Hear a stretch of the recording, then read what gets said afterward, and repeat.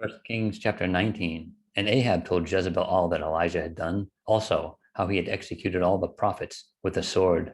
Then Jezebel sent a messenger to Elijah, saying, So let the gods do to me, and more also, if I do not make your life as the life of one of them by tomorrow at this time. And when he saw that, he arose and ran for his life, and went to Beersheba, which belongs to Judah, and left his servant there. But he himself went a day's journey into the wilderness, and came and sat down under a broom tree, and he prayed that he might die, and said, It is enough. Now, Lord, take my life, for I am no better than my fathers. Then, as he lay and slept under a broom tree, suddenly an angel touched him and said to him, Arise and eat. Then he looked, and there by his head was a cake baked on coals and a jar of water. So he ate and drank and lay down again. And the angel of the Lord came back the second time and touched him and said, Arise and eat, because the journey is too great for you. So he arose and ate and drank, and went in the strength of that food 40 days and 40 nights as far as Horeb, the mountain of God. And there he went into a cave and spent that night in that place. And behold, the word of the Lord came to him, and he said to him, What are you doing here, Elijah? So he said, I have been very zealous for the Lord God of hosts, for the children of Israel have forsaken your covenant, torn down your altars, and killed your prophets with the sword. I alone am left, and they seek to take my life.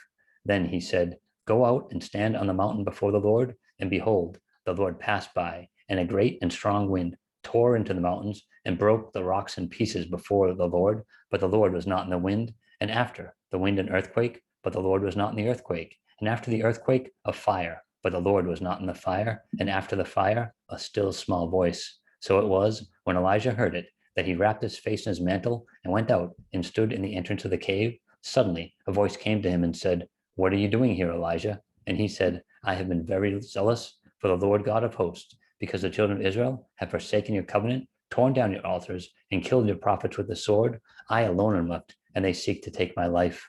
Then the Lord said to him, Go, return on your way to the wilderness of Damascus, and when you arrive, anoint Hazael as king over Syria. Also, you shall anoint Jehu, the son of Nimshi, as king over Israel, and Elisha, the son of Shaphat of Abel Meholah, you shall anoint as prophet in your place. It shall be that whoever escapes the sword of Hazael, Jehu will kill, and whoever escapes the sword of Jehu, Elisha will kill. Yet I have reserved 7,000 in Israel, all whose knees have not bowed to Baal, and every mouth that has not kissed him. So he departed from there and found Elisha, the son of Shaphat, who was plowing with 12 yoke of oxen before him, and he was with the 12th.